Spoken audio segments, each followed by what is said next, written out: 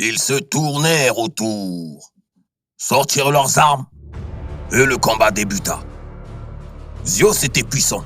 Chaque coup qu'il portait avec sa hache faisait vibrer l'arme de Siboun. Il était impressionnant. Ses mouvements étaient fluides.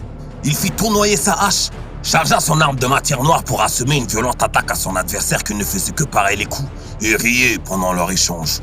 Siboun se déplaça avec une telle aisance dans un voile de ténèbres et bloqua la hache de Zeus qui se planta au sol. Zeus était en position de faiblesse. Les soldats commençaient à chanter le nom de Siboun. Siboun dit à Zeus, « Mon garçon, je vais te montrer ce qu'est un maître dans la voie du Léni. » Il stoppa les neutrinos qui le traversaient. Une brume de couleur blanche se formait autour de lui et se faisait absorber par son poing. Il projeta l'énergie concentrée sur Zeus. Neda avait senti le danger et s'interposa. Il avait une épée faite de métal d'adamantis. Elle absorba l'énergie, mais ne put la dissiper. Neda eut la moitié du corps, brûlé. Pendant sa douleur, il eut une vision de l'Empire Sabena. Zeus, fou de rage, fonça sur Siboun. Siboun utilisa une compression par absorption des neutrinos. Zeus suffoquait. Il était maintenu à distance du bras gauche. Du bras droit, il saisit Neda par la gorge. Les deux frères ne pouvaient plus rien faire. Siboun était trop puissant pour eux. Il ordonna à son capitaine de passer un message au Khazar. Tous virent les deux frères et dit « Je suis Siboun Nota de la lignée pure. Soumettez-vous à notre empire ou vous mourrez. » Et il enfonça la lame de sa lance dans le cœur de Zeus en lui murmurant « N'aie crainte, tu ne mourras pas seul aujourd'hui. » Sa belle sur Helix 4 s'effondra.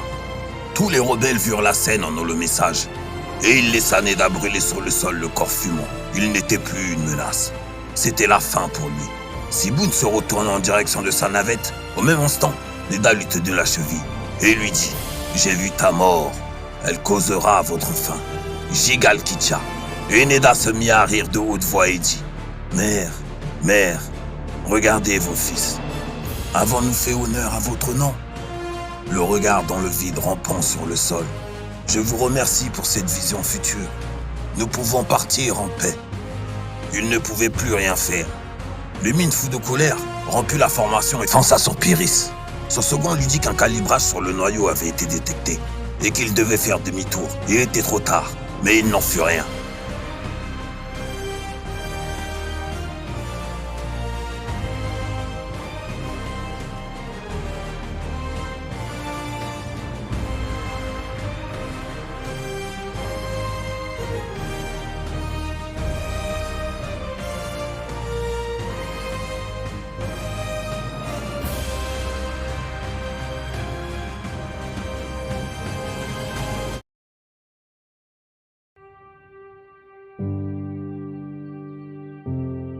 À son arrivée, le Séléni avait détruit le port et rasé la ville. Il vit Neda agonisant sur le sol. Il jeta son casque et se précipita vers lui. Le corps de Zeus sans vie n'était qu'à 2 pas. Neda lui dit, en suffoquant, « Désolé, père, il était trop fort pour nous. Dis à mère et à Sheila que je les aime. » Lumine lui dit, « Je sais, mon fils. » Des larmes collèrent sur ses joues et goûtaient jusqu'au visage de son fils. Il savait qu'il n'allait pas pouvoir sauver ses enfants. Il voulait juste être avec eux jusqu'à la fin. « Accroche-toi !» Lumine se leva et ramena le corps de Zeus près d'eux. Au même moment, sa belle se mit à pleurer. Elle ressentait les émotions de Lumine. Sur le croiseur des Séléni, Siboun ordonna de pilonner la planète entière avec le destructeur de noyaux. Des ondes terribles furent envoyées sur Pyrrhis. Neda vit tout trembler autour de lui et dit « Père, père, j'ai peur. » Lumine lui dit « Regarde-moi. Je ne te laisserai pas seul, je reste avec toi. » Lumine lui sourit. La première secousse tua le père et le fils. La seconde détruit toute trace de vie sur la planète, la transformant en un désert stérile de toute vie. Pyrrhis devint une planète morte, et l'Empire Sabena se retira. Sa belle ressentit la mort de 3 personnes chères à ses yeux. Elle fut comme transpercée par des lances. Sheila avait comme des vertiges. Elle ne comprenait pas. Elle dit à Oudou, « J'ai l'impression de me noyer. » Et Oudou ressentait comme un vide. Il savait, mais n'osait rien lui dire. Arrivé près de Pyrrhis, ils virent que la planète avait changé d'apparence. Au même moment, le visage de Sheila avait changé. Oudou comprit le problème, un choc au niveau des gluons. Il fut pris de tristesse pour Sheila car elle allait devoir porter le fardeau dû à la mort de ses frères. Les gluons étaient une forme de vie microscopique appelée les bosons de jauge, vivant au cœur des cellules des êtres vivants. Responsable de l'interaction forte, elle créait la symbiose avec le Lenny et permettait à des individus sensibles à cette dernière de manipuler les neutrinos. Voodoo injecta un tranquillisant à Sheila, elle s'endormit et la C10 disparut dans l'espace. Après un voyage de plusieurs jours, arrivée sur Pyrrhus, Sable vit une planète morte, désertique. Elle était en sanglots. À genoux dans le sable, elle vit un point lumineux. Le fantôme de Lumine et ses fils lui apparut. Il cherchait à la réconforter en lui disant qu'ils n'étaient pas morts, mais qu'ils étaient juste retournés dans la voie du Lenny et qu'ils restaient unis à elle. Sable tendit la main à Lumine, il fit pareil. Il la toucha, la regarda pour la dernière fois et lui dit « Penses-tu que ce soit une bonne idée ?» Sable dit oui. « Je peux sombrer, mais je reviendrai. » Et les trois fantômes entrèrent en Sable. Elle les absorba et lui donnèrent une partie de leur pouvoir. Une alchimie interdite venait d'être faite. La fusion des âmes. Une équivalence était demandée. Sable fut plongée dans l'obscurité éternelle. Elle perdit la vue. Elle dut ressentir leur souffrance durant 2 jours. Sable ne put se soigner avec le Lenny. Son réveil ne fut que douleur et tristesse dans un silence. Quand soudain, un cri de colère fissura le sol et résonna dans toute la galaxie, et fit vibrer tous les neutrinos. Tous les êtres de la galaxie sensibles Lenny l'avaient ressenti. Sable venait de basculer dans la noirceur des neutrinos.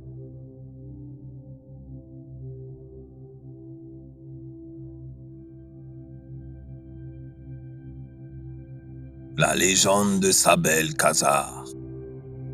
Interlude. Invasion. Voodoo avait enseigné comme ceci. L'aura du Lenny se dessine comme une brume, de couleur bleue, autour des êtres qui ne sont pas dans la voie, ceux qui ne la distinguent pas. Violet était la couleur de ces élus avancés marchant dans la voie. La voie permettait à son utilisateur de développer des capacités liées aux particules cosmiques du nom de neutrinos, qui éveillaient l'aura du Lenny. Les capacités différaient d'un individu à l'autre. Les manipulations étaient variables, mais pas enseignables, sous peine d'échanges équivalents. Et personne ne savait pourquoi. Les Sénénis échangeaient le savoir contre des vies d'esclaves, avec des rituels d'une cruauté sans égale. Voodoo avait enseigné la voie à sa nouvelle famille, mais sous une arcane connue de ses pères Sénénis, payable en années de vie. Blanche était la couleur des prisonniers de la coupure, la destruction bêta, par l'irradiation des cellules. Ils étaient piégés dans la noirceur du noyau de l'atome. Leur corps devenait un obstacle pour les neutrinos, bombardés en permanence par ceux-ci, qui leur infligeait un châtiment semblable à des triangles d'aiguilles qui voudraient traverser le corps. Une douleur cosmique sans échappatoire, piégée dans une émotion de haine, semblable à la torture de Lenny, les rendait extrêmement dangereux. Ceux qui revenaient à combattre une créature assoiffée de violence. Premier arcane simplifié du lepton, stopper la traversée de neutrinos, les stocker dans les cellules et l'aura pour créer de la matière noire interne qui donne force et vitesse. Deuxième arcane simplifié du lepton, l'injection, permet de transférer les neutrinos de la matière noire dans un objet ou une arme pour renforcer celle-ci. L'ordre par l'aura du Lenny, arcane de Lenny, elle permettait de s'adresser directement à l'aura par la voix. La personne ciblée n'était plus maître de son corps. Les cycles de l'Avax racontent qu'en 340 000 ans, 4 personnes en furent dotées. Anos d'Argana, Nariga d'Afota, Lenny Counterwave et Lumine Khazar. La première alchimie interdite selon Lenny, élémentaire du boson, la transposition de l'aura. Elle permettait de créer un spectre de soi qui pouvait interagir dans le monde physique, mais en contrepartie devait se nourrir de Lenny pour augmenter son temps d'apparition. Son appétit allait jusqu'à la mort de tout ce qu'elle touchait. La seconde alchimie interdite, élémentaire des fermions, la fusion des âmes. Elle consiste à une absorption d'une ou de plusieurs entités. Elle procurait les capacités des êtres absorbés. Elle permettait d'obtenir un gain énorme de Lenny et de particules cosmiques. Une arcane qui avait son coût, car elle demandait une équivalence. Sable en avait fait les frais. La troisième alchimie interdite, celle de Nietra. Nietra Counterwave était la petite sœur de Lenny. Elle créa une alchimie semblable à un vœu, sans équivalence, qui lui coûta la vie.